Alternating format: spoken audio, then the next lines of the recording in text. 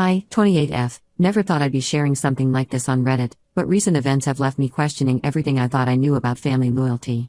The situation with my sister Natalie, 32F, has torn our family apart, and I need some outside perspective on whether I'm handling this right. Let me start from the beginning. Growing up, Natalie was everything I aspired to be. She was the golden child in our family, brilliant, ambitious, and determined. While I was still trying to figure out what to do with my life, she had her entire future mapped out. She graduated top of her class in law school and landed a prestigious position at one of the biggest law firms in our city. By 30, she was already making partner, something almost unheard of in her field. Our parents, especially our father, couldn't have been prouder. Dad always said Natalie got her drive from him. He'd worked his way up from nothing to own a successful small business. Mom was more laid back, always telling us that happiness was more important than success, but even she couldn't help bragging about Natalie's achievements to anyone who would listen. 5 years ago, Natalie married Alan, 34M, a high school history teacher she met at a mutual friend's barbecue. Alan was different from the high-powered lawyers and executives Natalie usually dated. He was down-to-earth, kind, and genuinely cared about making a difference in his students' lives. Their wedding was extravagant. Natalie spent nearly $100,000 of her own money on it, saying she'd earned the right to have her dream wedding. Despite their different careers and income levels, Natalie made about 5 times what Alan did. They seemed to complement each other perfectly. Alan kept Natalie grounded, while she pushed him to dream bigger. I met Henry, 30M, 3 years ago through a mutual friend at a charity event. He was working in banking but wasn't very high up the ladder at that time. What attracted me to him was how different he seemed from the typical finance brothers. He was charming, attentive, and seemed genuinely interested in my work as a graphic designer. Natalie was actually the one who encouraged me to date him, saying he reminded her of Alan in many ways, ambitious but kind-hearted. Henry and I dated for 2 years before getting married last year. Our wedding was much smaller than Natalie's. We had about 50 guests compared to her 300. Natalie actually made several comments about how we should have done something bigger, offering to help pay for a more lavish ceremony, but we wanted something intimate. Looking back, I wonder if that was the first sign of how different our values were. The first 6 months of our marriage were perfect, or at least I thought they were. Henry got a new job at a prestigious investment bank, thanks partly to Natalie's connections and mentoring. They started spending a lot of time together, allegedly working on a joint surprise for me and Alan, a combined anniversary party, since our weddings were just a month apart. I never suspected anything. Why would I? She was my sister, my role model, the person I trusted most in the world after our parents. Things started changing subtly after that. Natalie began making more comments about Alan's career choices, suggesting he should consider administrative positions that paid better. She started attending more work events with Henry, saying it was important for his career growth. I noticed she was dressing differently too, more expensive designer clothes, more revealing styles. But I brushed it all off as Natalie just being her usual ambitious self, trying to help my husband succeed like she had. The truth came out 3 months ago during our regular Sunday family dinner. These dinners were a tradition in our family. Everyone gathered at our parents' house, including our grandparents who lived nearby. Natalie had been acting strange all evening, barely touching Mom's lasagna, her favorite, and constantly checking her phone. When Alan gently asked if everything was okay, she suddenly stood up and dropped the bomb that would shatter our family forever. She announced that she and Henry had fallen in love. Just like that, in front of everyone, including our 80-year-old grandparents who had just celebrated their 60th wedding anniversary the month before. Henry, sitting next to me, didn't even have the decency to look ashamed. He just stared at his plate while Natalie went on about how they hadn't planned this, but their connection was undeniable and they wanted to be together. The worst part wasn't just the affair, it was how Natalie justified it. She said she was tired of pretending to be satisfied with a simple life. She talked about how Alan's teacher's salary meant they could never have the lifestyle she deserved, while Henry understood her ambitions better. She even had the audacity to tell me I should be grateful she had discovered this now before we had children. The aftermath was chaos. Alan left immediately, his hands shaking so badly he could barely get his car keys out. Our father, who had always been Natalie's biggest supporter, asked her if she had lost her mind. Mom started crying, while our grandparents just sat there in shocked silence. I couldn't even speak. It felt like someone had ripped my heart out and was making me watch as they tore it to pieces. When I finally found my voice, I asked how long this had been going on. Henry admitted they'd been seeing each other for 4 months, but something in the way Natalie quickly glanced at him made me suspect this wasn't the whole truth. She kept talking about how true love shouldn't be denied and that she and Henry were meant to be together. The weeks that followed were a blur of divorce proceedings, family drama, and countless tears. Alan's family, who had always treated Natalie like their own daughter, were devastated. They had always praised her for being so successful yet down to earth, and this betrayal hit them hard. Alan filed for divorce within a week, wanting nothing to do with her anymore. I filed for divorce too, though Henry tried to convince me that I was overreacting and that these things happen in life. Natalie's attitude through all of this has been unbelievable. She shows no remorse, constantly posting on social media about following your heart and living your truth. She even told our mother that she was tired of settling for less and that Henry was the only person who truly understood her ambitions and drive. She seems to think that her success and money give her the right to do whatever she wants, regardless of who gets hurt in the process. Now I'm questioning whether I'm being too harsh by completely cutting her out of my life. Our parents are devastated, constantly trying to mediate between us. But how can I forgive someone who not only betrayed me but showed zero remorse for destroying 2 marriages? How can I ever trust her again when she could do this to her own sister? Am I wrong for wanting nothing to do with my sister anymore? Update 1. It's been 2 weeks since my original post, and first, I want to thank everyone for their supportive comments and messages. The overwhelming response has helped me feel less alone in this nightmare. I have some new developments to share that make this situation even more twisted than before. Last week, my cousin Rachel, who works at the same law firm as Natalie, came to me with information that turned my world upside down again.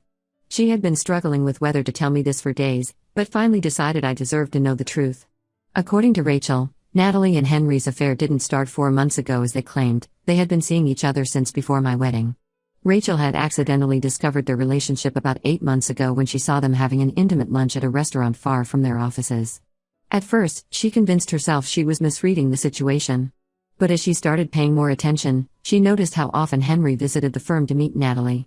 Their supposed career mentoring sessions often ran late into the evening, and they would leave together in Natalie's car. The depth of their deception is staggering. While Natalie was helping me pick out my wedding dress, she was sleeping with my fiancé.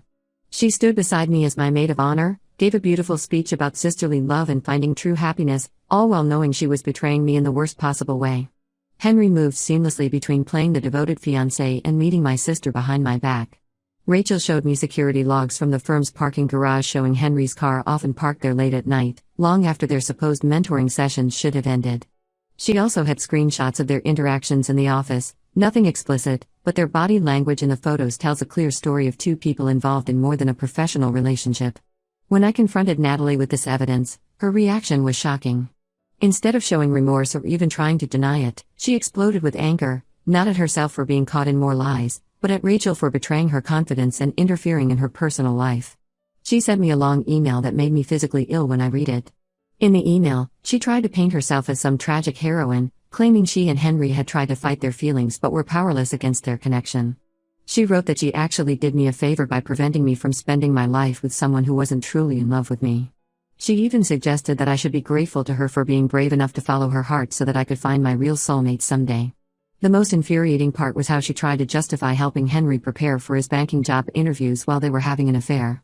She claimed she was still trying to be a good sister by helping my then-fiancé advance his career. The mental gymnastics required to paint her actions as somehow beneficial to me is mind-boggling. I printed out copies of her email and sent them to our entire extended family, including the relatives who had been defending her actions and pushing for reconciliation. Her attempt to portray herself as some kind of heroic figure finally showed everyone her true nature. Even our Aunt Sarah, who had initially urged us to forgive Natalie because family is everything, called me in tears after reading the email, apologizing for ever suggesting I should try to understand Natalie's perspective. 2 days ago, Alan reached out to me after receiving his copy of the email. We met for coffee, and for the first time since this nightmare began, I felt truly understood. He shared things about his marriage to Natalie that put everything in a new light. Over the past year, she had become increasingly critical of his career choices, constantly comparing his teacher's salary to what her lawyer friends' husbands earned. She would make subtle digs about how they couldn't afford certain luxuries, even though Alan had never cared about material things. He also revealed that Natalie had started pushing him to take an administrative position at his school, saying he was wasting his potential as a teacher.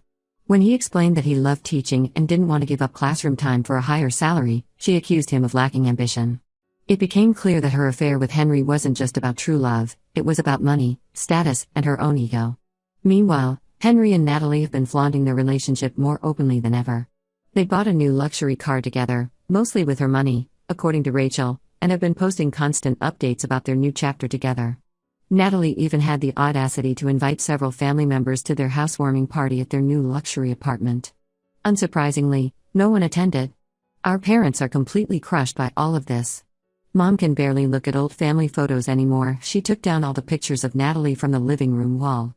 Dad, who was always so proud of Natalie's career success, now says he wishes he hadn't pushed her so hard to be successful if this was the result.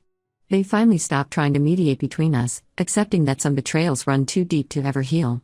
I'm focusing on moving forward with my life. The divorce proceedings are almost complete, and I'm looking for job opportunities in different cities. I need a fresh start somewhere far from all these painful memories. Alan has been surprisingly supportive through all of this. We formed an unexpected friendship based on our shared experience of betrayal. We occasionally meet for coffee to check on each other's healing process, and it helps to talk to someone who truly understands the depth of Natalie's betrayal. Right now, I'm taking things one day at a time. Some days are harder than others, but at least I now have absolute clarity about who my sister really is. The rose-colored glasses are off, and I can see her for what she truly is, a selfish, manipulative person who values money and status above family loyalty and basic human decency.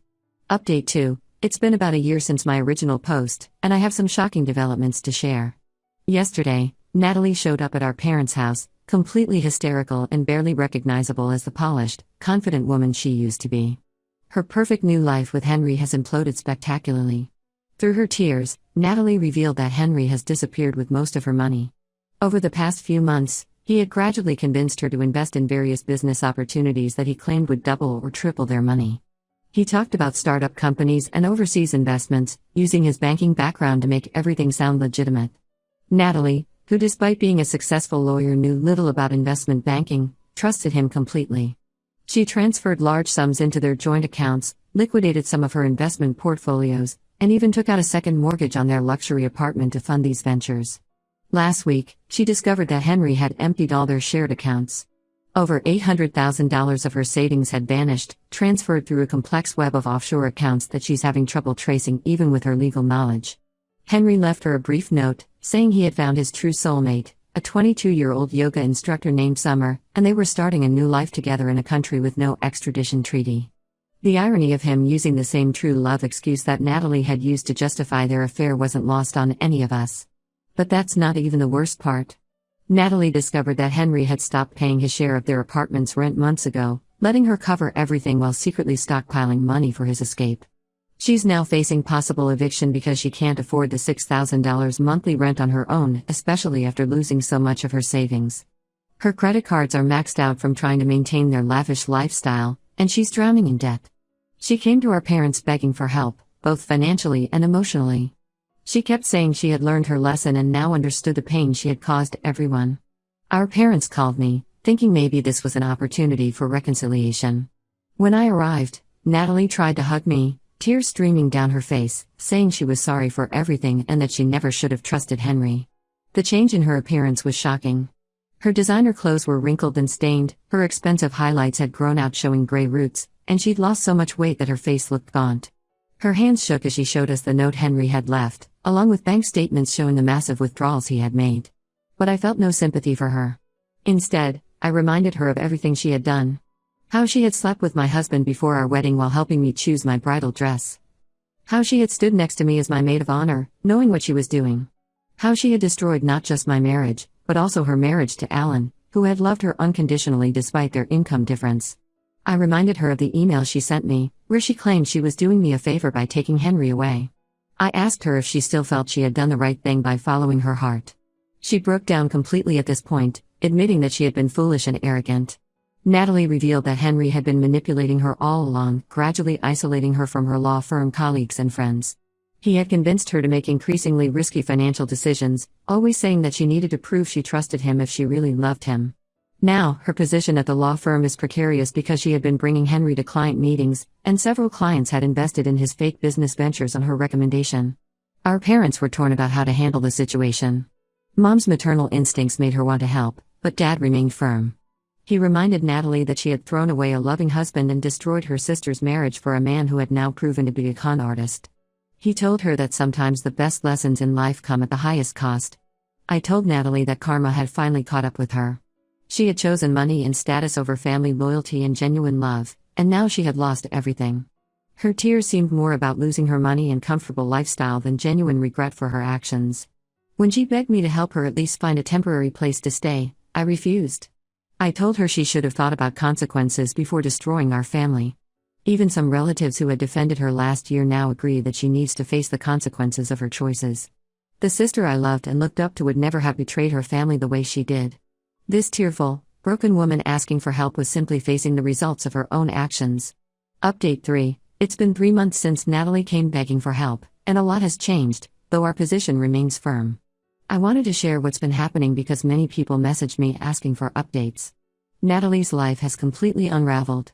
She had to sell her luxury car, designer handbags, and most of her jewelry just to afford a tiny one-bedroom apartment in a not-so-great part of town.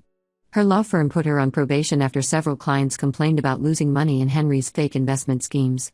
They're conducting an internal investigation to determine if she was knowingly involved in his scams or just another victim. Either way, her reputation is ruined, and she's at risk of losing her job. Some relatives, particularly our Aunt Sarah and Uncle Mike, have been suggesting that we should help her because she's still family. They argue that seeing her fall so far from her previous success is punishment enough. Last week, they even organized a small family intervention, trying to convince our parents and me to forgive Natalie and help her get back on her feet. But I disagree completely. The Natalie I knew, my sister who I loved and looked up to, died the day she chose to betray our family. That person is gone, replaced by someone who proved she would sacrifice anyone and anything for money and status. The fact that she only came back when she lost everything speaks volumes about her character. She's not sorry for what she did, she's sorry she got scammed. Through mutual friends, I heard that she tried to contact Alan recently. She sent him a long email apologizing and saying she regrets leaving him, calling it the biggest mistake of her life. Alan, who has moved to a different state and is now dating a kindergarten teacher, didn't even respond. He simply forwarded the email to his lawyer and blocked her email address. I've also learned that Natalie has been trying to track down Henry, hiring private investigators with what little money she has left. Apparently, he and Summer were last seen in Thailand, but the trail goes cold after that. The police said that since Natalie willingly transferred the money to their joint accounts, it's more of a civil matter than a criminal one. She's basically spent money she doesn't have trying to find someone who clearly planned his escape well. Our parents have accepted that our family will never be the same. Mom still sometimes cries when she comes across old photos or when someone mentions Natalie, but she stopped pushing for reconciliation. Dad has thrown himself into his business, working longer hours as if trying to forget he has a daughter who broke his heart. The latest development is that Natalie is apparently writing a book about her experience, calling it Finding Yourself After Losing Everything, a story of love, betrayal, and redemption. She even had the audacity to ask if I would contribute my perspective to show the full picture of family dynamics. Typical Natalie, trying to profit from her own misdeeds and turn her story of betrayal into a redemption narrative. I've started seeing someone new recently, taking things very slowly and being much more cautious this time. He knows my whole story and understands why I have trust issues. Being betrayed by the two people I trusted most, my sister and my husband, has changed how I approach relationships, but I'm working on not letting their actions define my future.